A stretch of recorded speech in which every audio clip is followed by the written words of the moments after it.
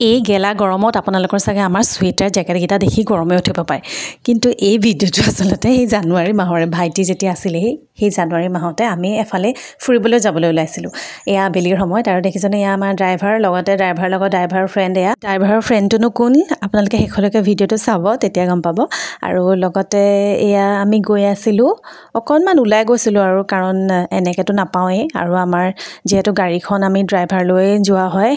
ভাইটি থাকোঁতে অকণমান বোলো ফুৰি আহোঁ বুলি গৈ আছোঁ এফালে আৰু আপোনালোককো দেখাওঁ নতুন জেগা নতুনকৈ বনাই আছে এতিয়া চাগে আৰু ভালকৈ হ'ব পাৰে কিন্তু সেই সময়ত আমি যাওঁতে কনষ্ট্ৰাকশ্যন এইবোৰ চলি আছিলে ক'ত গৈ আছোঁ আপোনালোকে চাই থাকক ভিডিঅ'বোৰ চাই ভাল পালে কমেণ্টত জনাব লগতে নতুনকৈ যদি মোৰ চেনেললৈ আহিছে তেন্তে প্লিজ ছাবস্ক্ৰাইব কৰি দিব মোৰ চেনেলটো আৰু নতুন ভিডিঅ' আপোনালোকে পাই থাকিব আমি গৈ থকা ঠাইডোখৰলৈ এই মেইন ৰাস্তাৰ পৰা এইটো ৰাস্তাই সোমাই যাব লাগে আৰু আমি তাতে সোমাই গৈ আছোঁ 2-3 কিলোমিটাৰমান হয় ইয়াৰ পৰা তোৰণখন যদি দেখি ধৰিব পাৰিছে তেন্তে গম পাইছে আমি ক'ত গৈ আছোঁ আমি গৈ আছোঁ লাচিত মৈদাম আচলতে আমাৰ যোৰহাটতে লাচিত বৰফুকনৰ মৈদামটো অৱস্থিত জনাসকলেতো জানেই আৰু এই সমাধিস্থল অৰ্থাৎ এই মৈদামটোতে এতিয়া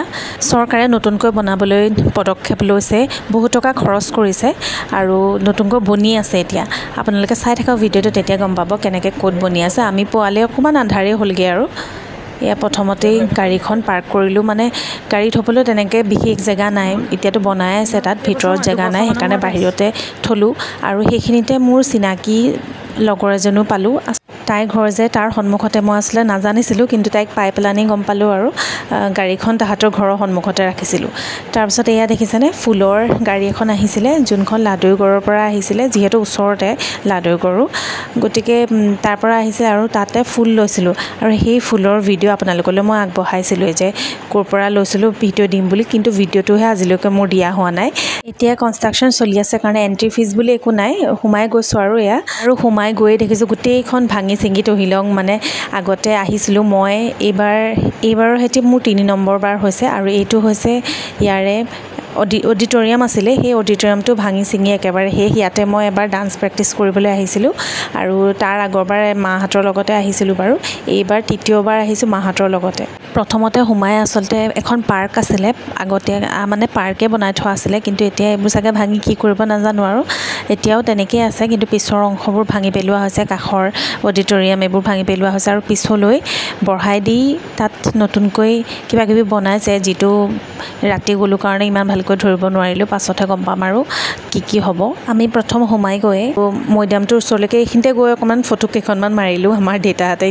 ফটো মই ভাল মানে মানুহবোৰ তাৰপিছত এইকেইটা যে দেখিছে এইকেইটা আচলতে হৈছে ঙিঙাও খাম আচলতে ইয়াক ড্ৰেগন বুলি কোৱা হয় এই ড্ৰেগনটো আমাৰ টাই আহোমসকলৰ প্ৰতীক হয় ইয়াৰ বিষয়ে বাৰু সবিশেষ মই ভিডিঅ' এটা বনাম আপোনালোকলৈ আগবঢ়াম কিন্তু এই কথাটো কোৱাৰ এটা কাৰণ আছে সেই কাৰণটো মই পাছত আপোনালোকক কৈ আছোঁ আৰু মৈদাম বুলি ক'লে কি আপোনালোকেতো জনাসকলে জানেই প্ৰাচীন কালত যিহেতু মৃতদেহ মাটিত পুতি ৰখা হৈছিলে পুতি তাৰ ওপৰত মাটি দি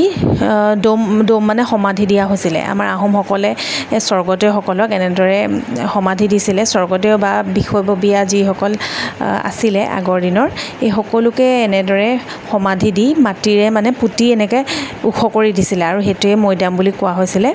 আৰু লাচিত বৰফুকনৰ কথাটো আপোনালোকক নকলেও হ'ব চাগে আমাৰ জাতীয় বীৰ আহোম সেনাপতি লাচিত বৰফুকন বিভিন্ন ঠাইৰ পৰা মানুহবোৰে যে চাবলৈ আহে তেওঁলোকৰ কাৰণে আচলতে এইবোৰ চাবলৈ হ'লে সাধু কথাই আছে আৰু ময়ো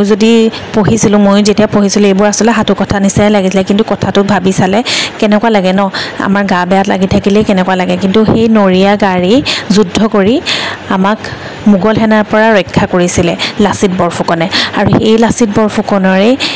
আমাৰ শৰাইঘাটৰ যুদ্ধতে প্ৰাণ গৈছিলে আৰু সেই প্ৰাণ যোৱাৰ পাছতে তেওঁৰ এই মৃতদেহটো আনি এই যোৰহাটত ইয়াতে সমাধি দিয়া হৈছিলে ইয়াতে মৈদাম দিয়া হৈছিলে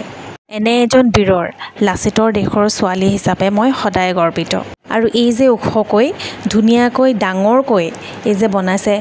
যোনটো মূৰ্তিটো প্ৰতিমূৰ্তিটো সেই মূৰ্তিটো এই ইয়াৰ আকৰ্ষণৰ কেন্দ্ৰবিন্দু বুলিয়ে ক'ব পাৰি এই ৰাস্তাটো মেইন ৰাস্তাৰ পৰা যেতিয়া সোমাই অহা হয় আধাৰ পৰাই এই মূৰ্তিটো দেখাই পায় আমি যে সেই সময়ত এনেদৰে চাই ঘূৰি ফুৰিছিলোঁ সেই সময়তে শিক্ষামূলক ভ্ৰমণৰ বাছ দুখনমান আহিছিলে আৰু তাতে ষ্টুডেণ্ট কিছুমান আহিছিলে আৰু তাহাঁতি কোৱা শুনিছিলোঁ যে এই যে ড্ৰেগনটো দেখিছিলে সেই ড্ৰেগনটো দেখিবলৈ অকণমান বাৰু ডাইন'ছৰৰ নিচিনা নেকি তাহাঁতি মানে নাজানে ন আৰু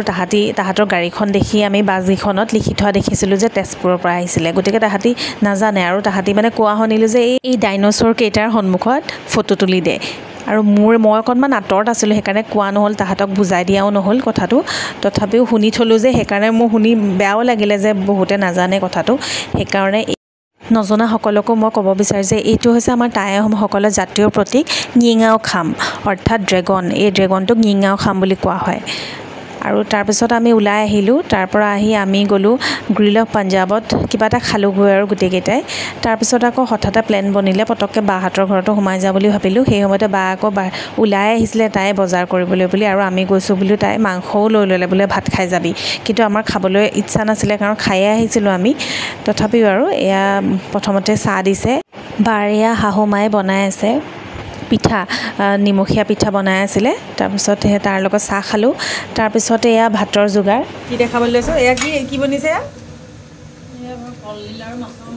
কলডিল আৰু মাছৰ মূৰৰ মুড়ি ঘণ্টা টাইপৰ বনিছে হয় নাই এয়া বনিছে শুকান কি এইটো পেটু মাছৰ পেটু জ্বলা চাগে এইটো আৰু ইয়াত কি আছে দাইল নেকি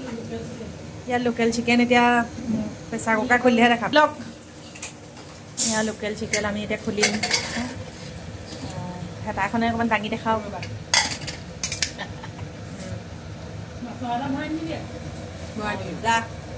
এই মজা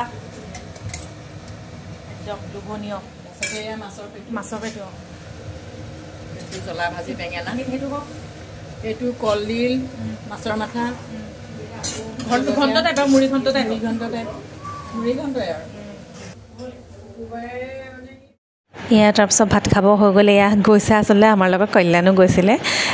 ভাইটি আহিলে সি আৰু থাকেই তাৰ লগত তাৰপিছত এয়া আমাৰ অচ্ছুৰ মানে গাটো অকণমান বেয়া আছিলে সেইকাৰণে সি কোচতে উঠি আছে শেষত মোৰ থালিখন দেখাই আপোনালোকলৈ ভিডিঅ'টো সামৰিছোঁ ভিডিঅ'টো চাই ভাল পালে কমেণ্টত জনাব থেংক ইউ ফৰ ৱাচিং